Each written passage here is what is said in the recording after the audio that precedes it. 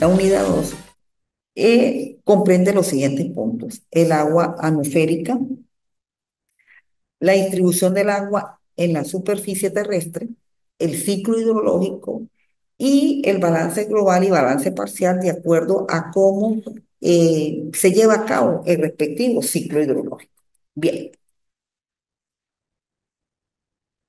para tener una idea de lo que es el agua atmosférica, pues sencillamente esta es la que proviene de la atmósfera. Es la que surge precisamente cuando se lleva a cabo la evaporación y es la que tenemos precisamente en las nubes. Sencillamente esa es la que corresponde el agua atmosférica, que producto de lo que más adelante se va a ver en cuanto al ciclo lógico, cuando se lleva la evaporación, que es del estado líquido al estado gaseoso para la formación de las nubes, es lo que precisamente se produce el agua bajo esta forma. Las aguas atmosféricas, como el agua que se proporciona a la atmósfera terrestre, pero aún no ha entrado en contacto con la misma, es decir, con el suelo. Es decir, se mueve por el viento, niebla, neblina, nubes, etcétera, distinguiéndose del agua superficial, ecología y del agua subterránea, manantiales, glaciares y pozos que ingresan a los agujeros situados de la corteza. Entonces, aquí vemos en el dibujito, pues cómo precisamente a través de la evaporación, el agua y en la interacción que hace con el viento, se evapora y ella va a realizar una función, va a ser un ciclo. Pero ese ciclo lo hace es en la atmósfera, no toca la corteza terrestre y se diferencia tanto de el agua superficial como del agua subterránea, porque más bien ellas pues, van a contribuir a la formación de esa agua atmosférica. De aquí que precisamente esa es la que mayormente se forma acá, o bueno, que son precisamente en las nubes y ya ellas al estar dentro de su momento donde la evaporación llega a su punto máximo, es cuando pasa de nuevo, se condensa y de ahí pasa al estado eh, líquido. Bueno, en la superficie terrestre, ya como se tocó en el punto anterior, pues tenemos que de el 100%, 97% se encuentra en los océanos y dentro de ese 97% pues está la parte donde se encuentra en los glaciales, un 69%, y 30% bajo tierra, 1% en los lagos y ríos, 1% agua en la superficie de la tierra que es utilizable en los seres humanos y el 90% de la cantidad utilizable se encuentra bajo la tierra. Por eso es que mayormente el agua del consumo humano, que es un porcentaje muy corto, pues eso también tiene su proporción, en la cual agua salada, un 97%, mayormente distribuido entre los océanos y los glaciares. Y ese 3%, pues ahí es donde encontramos los ríos, los lagos, las lagunas, que es dentro de ese 3% el agua apta, que mayormente es la de los ríos, para consumo humano. Y ríos, naturalmente, que no presenten grado de contaminación, porque en el momento en el cual pues, presente grado de contaminación, ya va a ser difícil utilizarla para el consumo humano. Ahí tenemos en el cuadrito que usted puede ver ahí la manera como se distribuye agua salada, agua en los glaciares, 67 en la forma en los ríos y el otro 11% donde se encuentra el resto de que eh, corresponde más que todo a el agua dulce. Bueno, entramos ahora sí con esa actividad que es muy importante dentro del estudio de la hidrología, como lo es el ciclo hidrológico, que es precisamente el ciclo o el movimiento por el cual se lleva a cabo la actividad del agua y es donde precisamente a través también del movimiento que se hace con el viento, ella pues cumple su función de el uso para el consumo y las actividades humanas. En un extracto por el cual pues obtuve de las consultas y de las investigaciones de autores, tenemos que es la sucesión de etapas que atraviesa el agua al pasar por la tierra, a la atmósfera y volver a la tierra. La evaporación desde el suelo, mar, el agua o aguas continentales, condensación de nubes, precipitación, acumulación en el suelo o masas de agua y reevaporización. Entonces, como ven ustedes aquí en su dibujito, pues es un ciclo, como se dice, prácticamente en forma de redonda que a través precisamente del calentamiento de la misma, pues ella se evapora. Ya al enfriar esa evaporación se condensa y es cuando precisamente se produce la precipitación. Y dentro de esa precipitación llega a la corteza terrestre, se infiltra en la corteza terrestre y por eso ahí ella es donde comienza a tener esa utilidad tanto para el consumo humano como para el desarrollo del ecosistema, el desarrollo y el correcto funcionamiento del ecosistema, que es lo que se necesita precisamente para que la vida de los seres vivos, ser humano, animales, vegetación, puedan precisamente tener sus actividades como seres vivos que son. Entonces, ahí tenemos este ciclo que es un ciclo que también se lleva a cabo en las, en todas las épocas del año. Que en unos casos, pues la condensación, de acuerdo a cómo se produzcan esos rayos solares, puede descender en forma líquida o en forma sólida. En forma líquida a través de la lluvia y en forma sólida se puede dar en algunos casos por medio del granizo o también se puede dar a través de la nieve, que es cuando verdaderamente pues son lugares de temperaturas bastante bajas, ¿bien? En la cual, bueno, solamente en nuestro país esa nieve se produce más que todo en la Sierra Nevada de Mérida, en las alturas que están sobre los 4.000, 5.000 metros, es donde se produce esa precipitación en forma de nieve. Bien. Y un aspecto importante dentro también del agua sobre la tierra son los balances, tanto el balance global como el balance parcial. Aquí, en cuanto al balance global, se realiza en todo el sistema, considerando las masas totales de cada una de las corrientes de materiales en la cual pues se produce.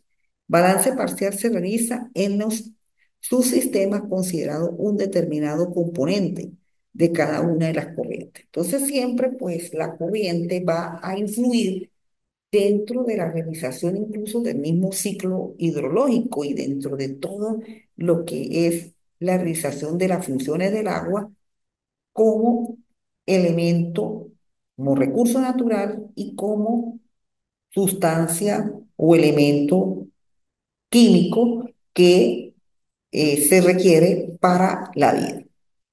El agua en su estado del balance hídrico en hidrología se basa en la aplicación de principios de conservación de masas de agua. También se conoce como actuación de la continuidad.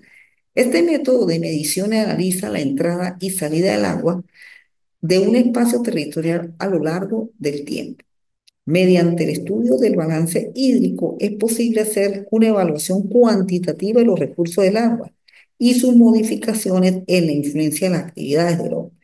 Bueno, para eso pues existen centros de estudio de hidrología, también la ecohidrología y, como no, los respectivos aparatos que se utilizan sobre todo cuando caen las lluvias para ver la intensidad de cómo se va produciendo ese balance hídrico. Porque claro, lo normal es que la lluvia pues sí, revitalice las actividades, sobre todo las actividades agrícolas, la actividad animal, como se dice, el consumo humano, las poblaciones se abastezcan del vital líquido, etcétera. Pero también cuando a veces ese balance pues se desproporciona y muchas veces producto de demasiado calentamiento. Y ahí el tema del calentamiento global ha generado que muchas veces el agua pues es tanto lo que produce el calentamiento que el balance pues se exceda de su normalidad y de allí pues donde producen los daños materiales que es muy conocido en el planeta y sobre todo en nuestro país y en nuestro estado, por esa composición geográfica que tiene, pues, y por ser un estado que tiene muchas reservas de agua, pues hay veces, producto del calentamiento, es donde se generan las llamadas inundaciones y de allí los daños que se producen. Por supuesto, muchas veces, pues, no se le tiene el cuidado a esos cauces, se excede de su utilización incluso hasta se contaminan, producto de las actuaciones muchas veces irracionales de nosotros mismos, los seres humanos. Bien, por último, bueno, el balance hídrico global atmosférico, el ciclo del agua implica un cambio continuo de grandes masas en estado físico a otro con su consiguiente transporte a volumen del agua que se desplaza de un depósito a otro a lo largo de un año. Entonces, prácticamente es la realización del ciclo y ello va a depender mucho de las corrientes, cómo se mueven para esa determinada época del año. Por eso, en nuestra región, pues sencillamente a partir de los meses de abril y mayo, vienen las corrientes del norte, precisamente donde comienzan los deshielos de la zona norte y es cuando comenzamos a tener nuestros ciclos verdaderamente de lluvias a partir de esos meses hasta, póngale, finalizando el año y se presenta luego las corrientes donde es más frío en el norte que en el sur y después bueno, empieza a ser más frío el sur que el norte y así se va durante todo el año. Eso sería pues lo ideal y de esa manera pues se mantiene el balance hídrico o atmosférico dentro de la superficie terrestre. Bueno, con esto se da por culminado la primera clase sincrónica, donde precisamente corresponden los dos puntos de la primera evaluación. La primera evaluación que es la que se va a tener para la próxima semana. Bien, gracias por este primer encuentro sincrónico. Y comienzo con el segundo encuentro sincrónico que corresponde a las unidades 3 y 4. Bien, este segundo encuentro sincrónico, unidades 3 y 4, vamos a tener dos tipos de las aguas que corresponden el estudio de la hidrología, las aguas marinas y las aguas continentales. Las aguas marinas, vamos a desarrollar su contenido en base a las características físico-químicas, características térmicas, los movimientos de las aguas, el balance global así de los océanos y la distribución de las aguas marinas. Bien. En cuanto a sus características físico-químicas, el agua líquida parece estar por asociaciones de moléculas entre 2 a 12 unidades de agua. La densidad a la unidad, ahí tenemos los montos A, casi un gramo centímetro por a 20 grados. Y su tensión superficial varía con la temperatura disminuyendo desde 75,5 a cero, hasta un valor nulo en el punto crítico. Está relacionado a la conductividad técnica, es muy baja, y la conductividad y contenido salino de un agua natural fluyente suele ir incrementándose en los litros de acuerdo a también cómo se encuentre la temperatura o de acuerdo a la cantidad de calor que tenga para ese momento. Las características térmicas del agua marina depende del calor que absorbe a las radiaciones solares y de la cantidad de calor que regresa del mar a la atmósfera. Esta temperatura está entre los -2 grados, que son por lo general las aguas polares, y los 37 grados que colocan como sitio específico el Mar Rojo. El Mar Rojo se encuentra por la zona del continente asiático. El principal aporte catalítico, perdón, el principal aporte calorífico que tiene el agua de mar está representado por las relaciones energéticas que llega al Sol.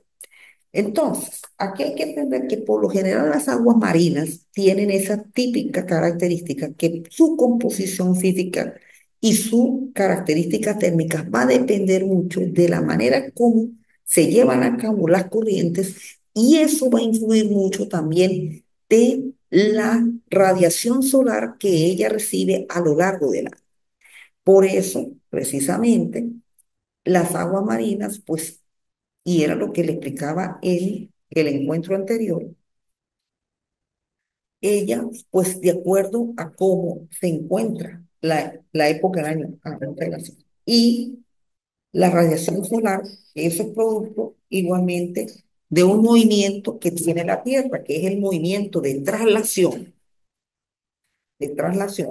es lo que precisamente conlleva a que dentro de esas aguas marinas pues existan estos grados de temperatura. En la zona polar, pues va a ser más fría, y en la zona cercana al Ecuador, pues va a haber más calor. Por eso va a determinarse mucho de acuerdo al movimiento de la Tierra cuando realiza ese movimiento de traslación y la posición que ella tenga al Sol. Por eso en algunos sitios las aguas marinas van a ser más calientes que en otros, que es donde precisamente pues siempre va a existir los glaciales producto del frío.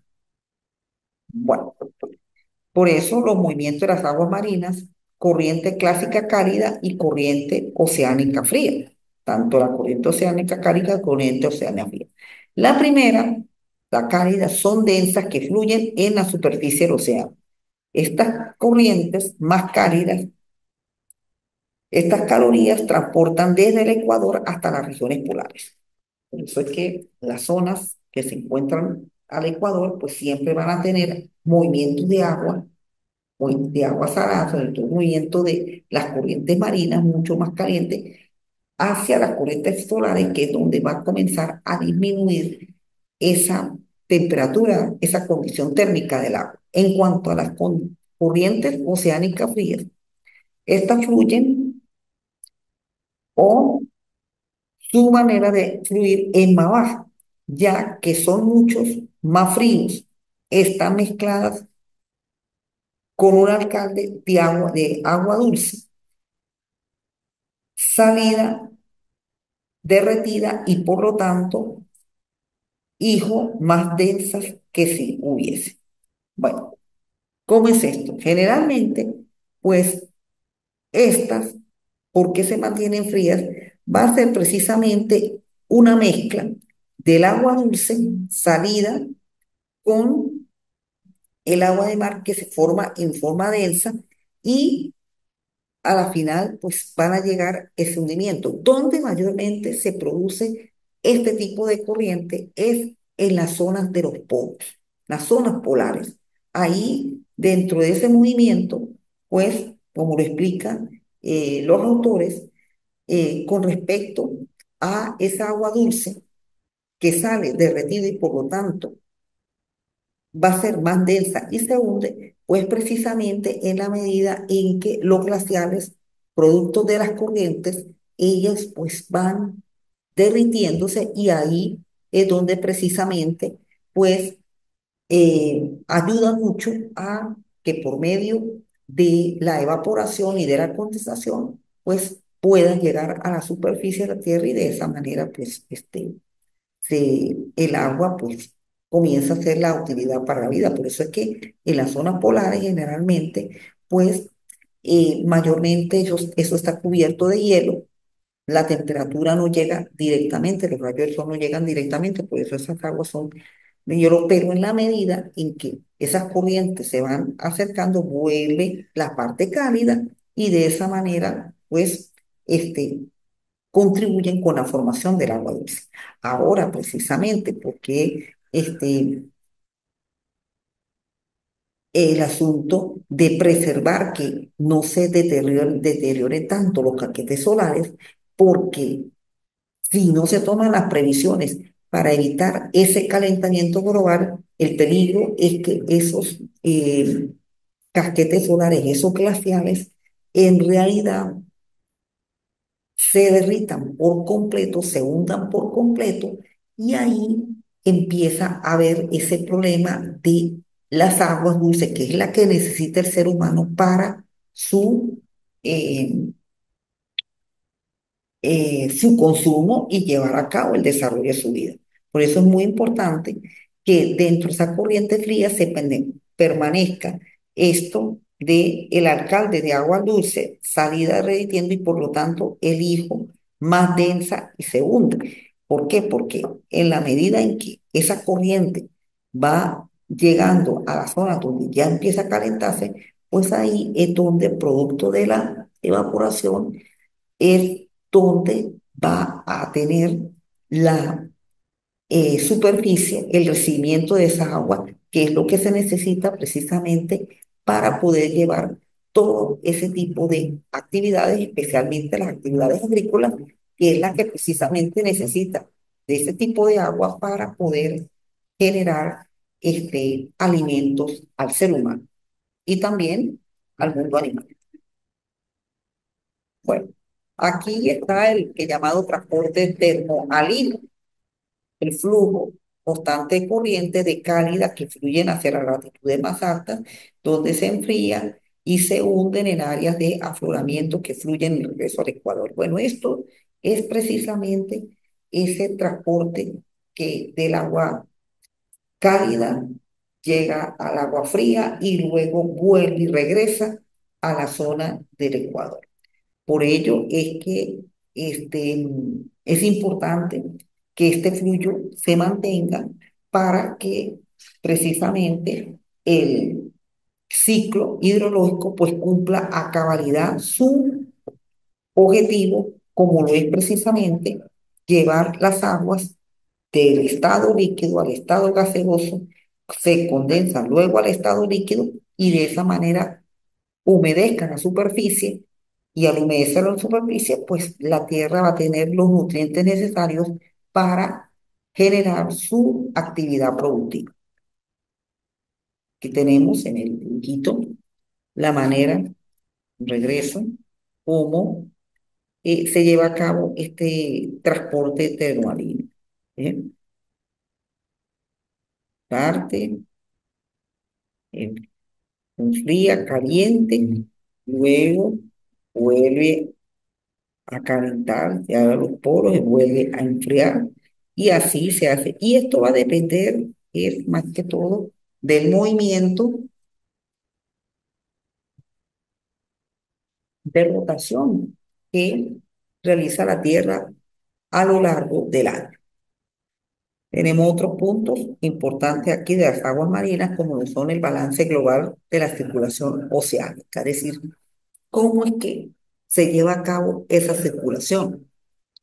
Las corrientes onílicas son movimientos continuos dirigidos de las aguas del océano generados por la fuerza que actúa sobre este flujo medio, como las olas rompientes, el viento, la fuerza de quiroles, la diferencia de temperatura y la salinidad y las mareas causadas por la atracción gravitatoria del Sol y la Luna. La circulación oceánica se puede dividir conceptualmente en dos componentes principales. La circulación superficial rápida, energía impulsada por el viento, y una circulación lenta y de gran densidad que domina las profundidades del mar. Como consecuencia, crea la zona de convergencia o de divergencia de corrientes oceánicas en el punto en que se encuentran. La divergencia de corriente crearía una fase de sugerencias a aguas inferiores que alcanzan la superficie, y la congruencia de una fase de hundimiento, las aguas superficiales se hunden en el océano inferior, uniendo las aguas superficiales con las inferiores. Esto es un ciclo, un balance de circulación a lo largo de todo el movimiento que hace la Tierra. Y como usted puede observar ahí, se explica en que además, bueno, del movimiento, la manera como influyen los vientos, influye el movimiento de las aguas, las mareas, hasta el grado mismo de salinidad que ella tiene. Ellas se distribuyen en corrientes cálidas y corrientes frías, como se explicó anteriormente. Aguas superficiales que se originan en los océanos, la zona intertropical, y que migra de las costas orientales a los continentes hacia las latitudes medias y altas contra la relación terrestre solo en el hemisferio norte. Y las corrientes frías son aguas de poca temperatura, de gran profundidad, que parten de la zona intertropical o subtropical y se compensan en efecto de cálidas cuando alcanzan las costas occidentales de las continentales. Son particularmente las regiones árticas, ya que en la zona antártida existen apenas una corriente circular en torno al polo.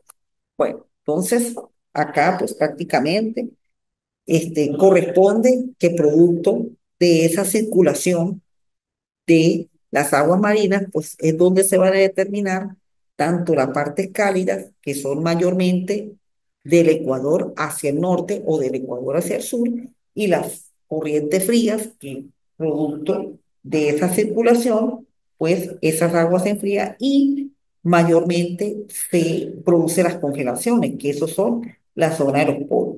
Ahora de repente para la estudiante lo relacionado con lo que está sucediendo con el efecto invernadero. Claro, esas son situaciones que están alterando precisamente el desarrollo del ecosistema, y por eso se llama, puede producir de que esas aguas frías, pues esas corrientes frías no lleguen a cumplir bien su ciclo, su finalidad, y de allí, bueno, donde se puedan presentar esas torrenciales, esas alteraciones dentro de los ciclos del ecosistema, originando en algunos casos, pues hasta lamentablemente estas inundaciones y, cómo no, hasta movimientos que se dan en el planeta, como lo que ha sucedido últimamente.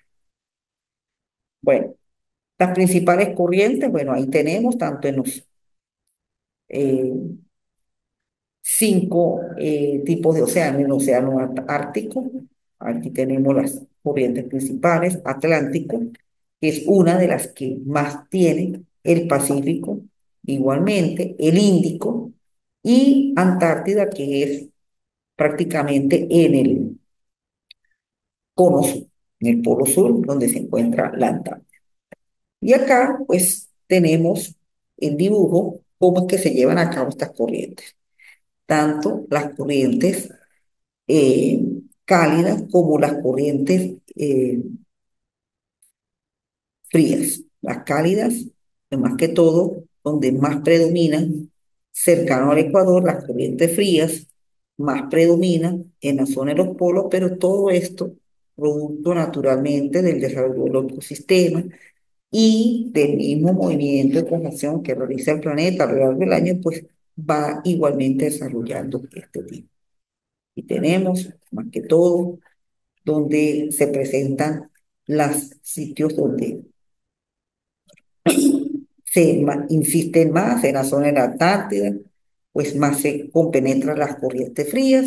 Igualmente en el norte, acá tenemos América del Norte, Alaska, la parte norte de Canadá, la isla de Groenlandia, el continente europeo mayormente, la zona norte de Europa, prácticamente casi es hielo, mientras pues lo cálido, pues, tenemos lo que es continente africano, Suramérica, gran parte del Asia, Oceanía, sí es una zona que también presenta, donde mayormente predominan las corrientes, más que todo cálidas que frías, y así también pues lo vemos aquí en Sudamérica.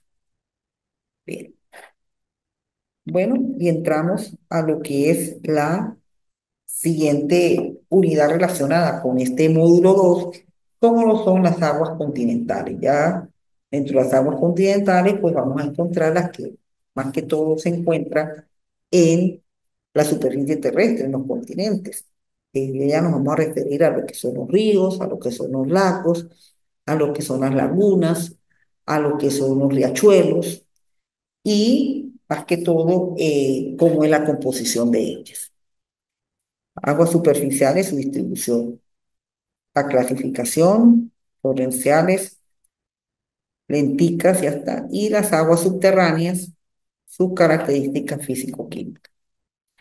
Bueno, tenemos acá que como se expone aquí en este material de apoyo, las aguas superficiales, pues sencillamente son aquellas aguas que están en los continentes,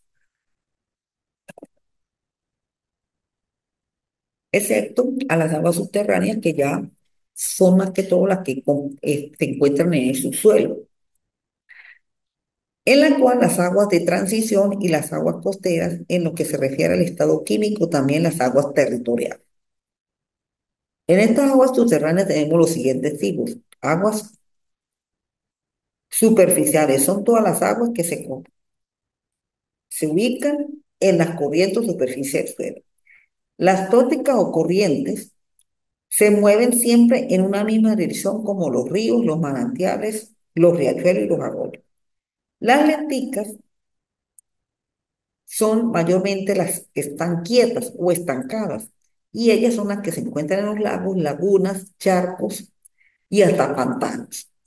Las aguas de transición, masa de agua superficial próxima a la desembocadura de los ríos, que parcialmente salinas como consecuencia de una proximidad de las aguas costeras, pero que reciben notables influencias de flujos de agua dulce. Y las aguas costeras, pues son aquellas situadas hacia la tierra desde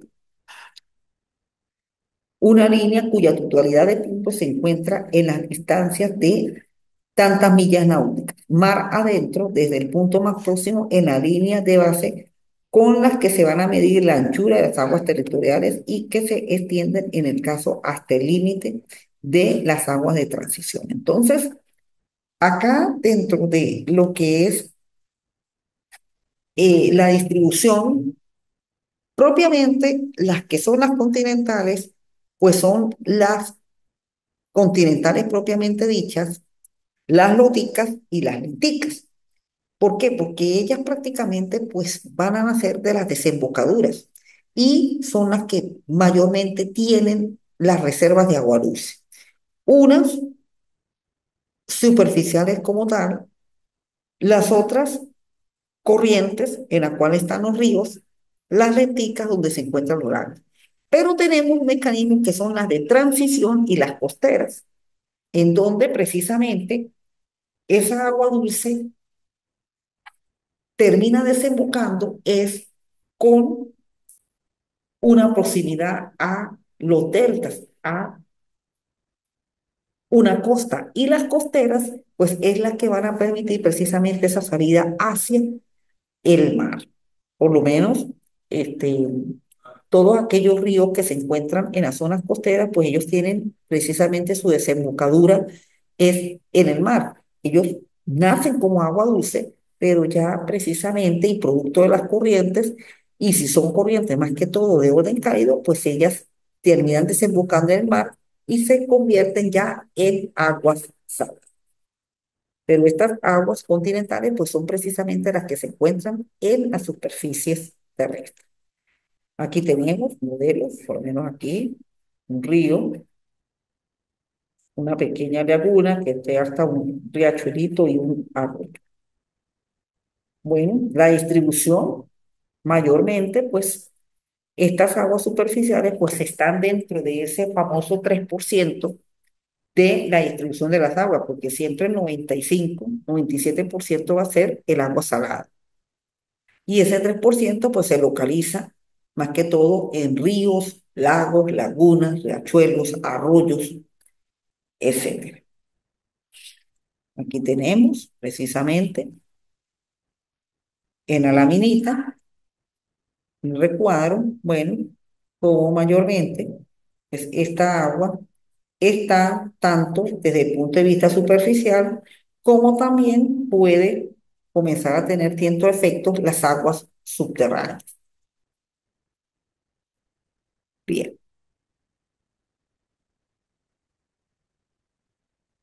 entonces aquí tenemos aguas continentales, ya se explicaron las que se encuentran en la superficie, estas aguas mayormente, ríos, lagos, bueno, ahí entran todas, pero dentro tienen su caso, que son las torrenciales, las loticas y las lenticas. Dentro de las torrenciales, corrientes naturales permanentes que surgen un cauce definido y están determinados por la pendiente del terreno. Mayormente ahí tenemos los ríos. Las loticas presentan corrientes a nivel más elevado de oxígeno. Bueno, las torrenciales pues están ríos, están riachuelos, pero en las loticas es donde mayormente esta corriente va a ser de gran intensidad, por eso es el río. Y las lenticas es donde su corriente o su posición, como ella se encuentre, es más que todo de quietud. Y de ahí es la figura de la laguna o del lago, pero mayormente la laguna es la que más tiende a ser dentro de las lenticas y las loticas pues son sencillamente los ríos. Las torrenciales, pues ahí pueden entrar las cascadas, ahí pueden entrar este, los ríos de alta densidad de corriente que tienen cauces más definidos. ¿Ven? Aquí tenemos torrenciales, las loticas, ríos, lenticas, el lago. Las aguas subterráneas. La hidrología o hidrogeología es la ciencia que se ocupa del estudio de las aguas subterráneas. Ya las aguas subterráneas son las que más que todo se encuentran en la zona llamada subsuelo. Del total del agua de la precipitación, una parte circula por la superficie y la otra se evapora y se infiltra para formar las aguas subterráneas. En relación con la conducta de las aguas subterráneas, se distinguen dos clases de ellas, permeables o impermeables. Las permeables permiten el paso del agua como las gravas, las arenas, las areniscas, las calizas, diaclasadas y rocas fluorosadas. Las rocas impermeables son las margas, pizarras y arcillas, que no dejan pasar el agua. Es decir, que prácticamente el agua subterránea se produce del agua fluvial, del agua de lluvia, cuando, producto a la composición del suelo, lo permite que pase, ahí sería permeable y aquellas que por la composición del suelo no permite que se pase, pues serían las aguas impermeables. Las características químicas, físico-químicas del agua subterránea, bueno, como todas las aguas, pues puede diferentes puntos de vista químico, en la cual las sustancias orgánicas disueltas en el agua, aunque frecuentes, aparecen en concentraciones por el común mucho menores que los constituyentes inorgánicos. La composición química del agua subterránea natural se define como a partir del análisis de la muestra recogida adecuadamente y se cuantifica por medio de la concentración de cada uno de ellos. Y aquí aparece, en consecuencia, el agua subterránea natural debe contemplarse en perspectiva de una posible evaluación espacio terminal. Esto es un numerito aquí, vamos a buscarlo. Ok. Esa composición química concreta, por lo tanto, no queda completamente definida si no se refiere al lugar o al momento determinado. Como consecuencia de su composición y de acciones naturales extremas, el agua presenta una serie de características físico-químicas dentro de su formación. Bueno, todo ello pues va a depender, más como todo, de el grado de densidad por el cual ella se sumerge dentro de la superficie de la Tierra. Mientras este, más sea más permeable, pues va a tener una composición físico-química más acorde a estos postulados que aquella en la cual pues no se pueda permitir el paso. Y aquí finalizamos pues con la manera como funciona tanto la parte permeable como impermeable y la manera como naturalmente ella va a tener su composición y ahí pues también va a jugar mucho la composición del suelo. El suelo, ello va a hacer que esa composición pues tenga uno tipo de sustancias distintas a el agua normal cuando pasa por un río o se estanque en una laguna o en una catarata. Aquí tenemos una figura de un agua superficial que extraen precisamente de un pozo y esto pues que se forma naturalmente en la naturaleza, por lo menos este, una zona donde se ve mucho el agua superficial y hasta forma figuras es en la llamada Cueva del Guácharo, aquí en Venezuela, en el estado, entre los estados Monagas y Sucre, donde precisamente se ve esas formaciones de aguas superficiales dentro de la